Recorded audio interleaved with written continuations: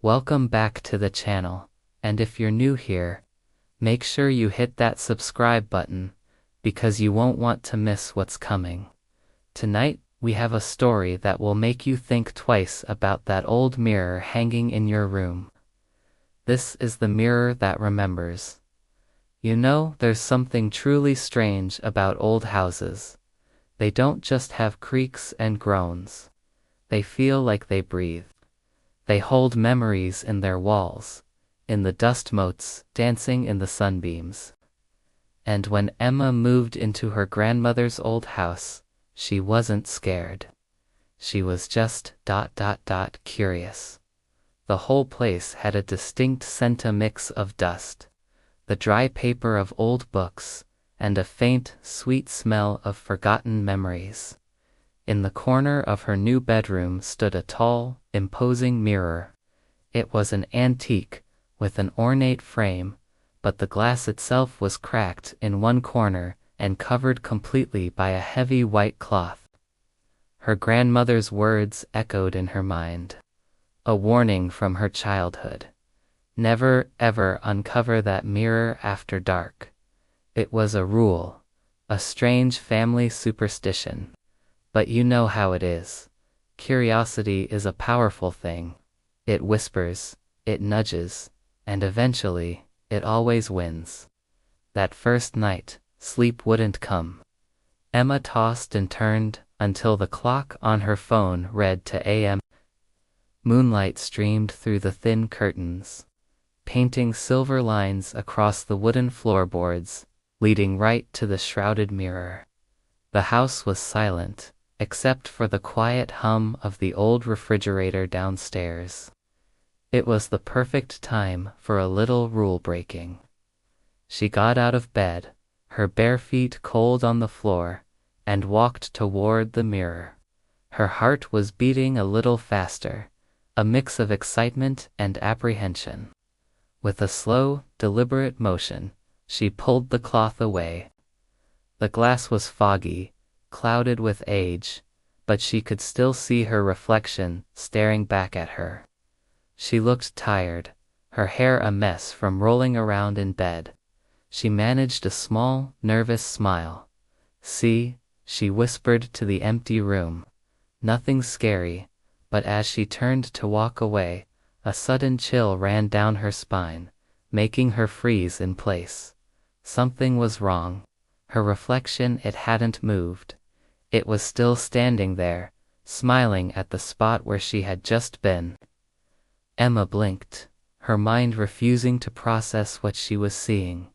She turned back around, slowly, cautiously, and there it was. Her reflection, a perfect copy of herself, stood frozen in the glass, holding that same nervous smile. But Emma wasn't smiling anymore.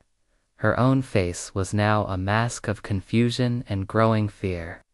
A faint, almost inaudible whisper seemed to slither out from the mirror, a sound like dry leaves skittering across pavement.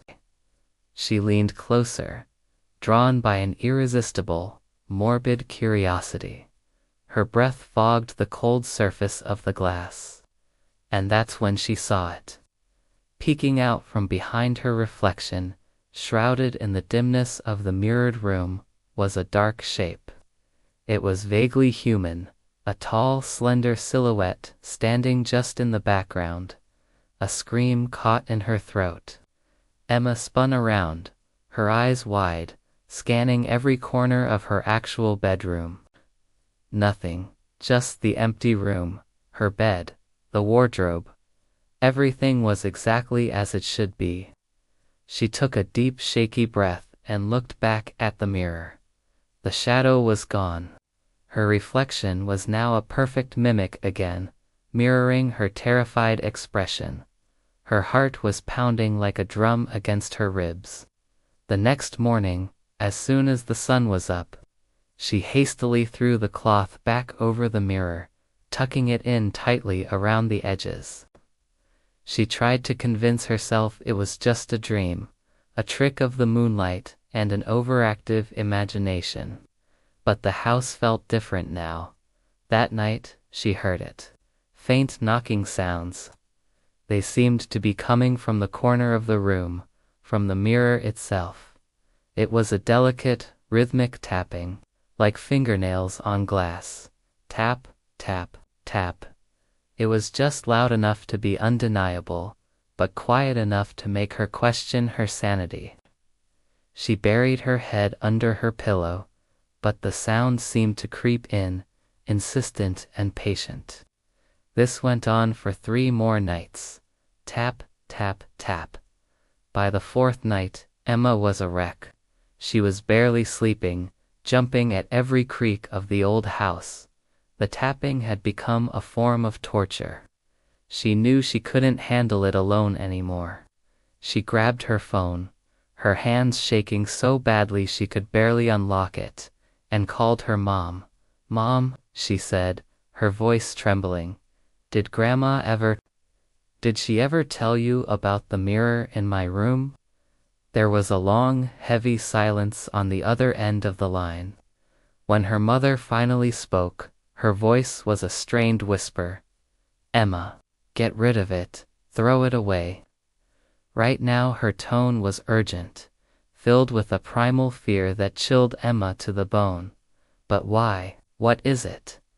Emma pressed, desperate for an explanation. Her mother's voice trembled as she answered.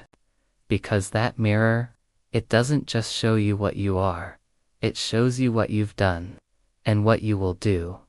Before Emma could ask another question, the call ended. She sat there on her bed, the phone still pressed to her ear, staring at the cloth-covered mirror.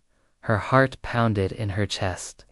What will do? What could that possibly mean? The words echoed in her mind, a cryptic and terrifying prophecy. That night, the curiosity, now twisted with dread, was too much to bear.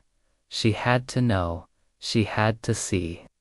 With a sense of grim determination, she walked over to the mirror and yanked the cloth off one last time. This time, her reflection was horrifyingly different. It was her, but her eyes were dark, hollow pits. Her clothes, the simple t-shirt and shorts she was wearing, were stained with deep, dark red. And in her hand, her reflection was holding something that glinted in the moonlight. A knife. Emma stumbled backward, a strangled gasp escaping her lips.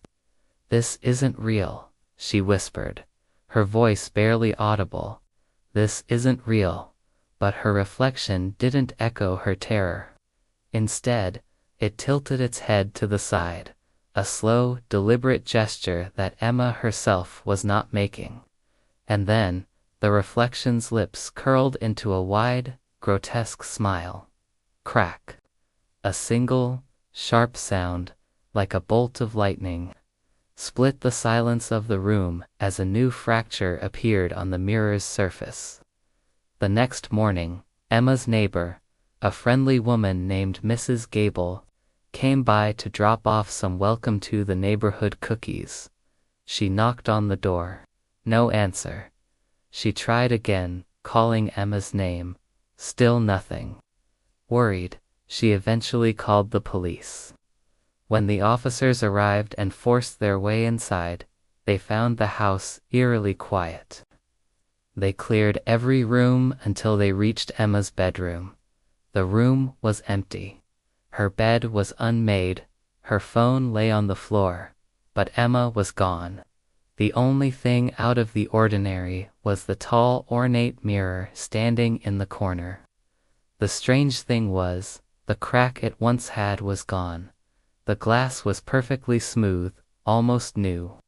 But if you leaned in, if you looked very, very closely into its depths, you could see a new shape in the reflection. You could see Emma's face, trapped just beneath the surface, smiling. Thank you for watching. If that story sent a shiver down your spine, don't forget to like, comment, and subscribe for more tales from the dark. Stay safe out there, and maybe, cover your mirrors tonight.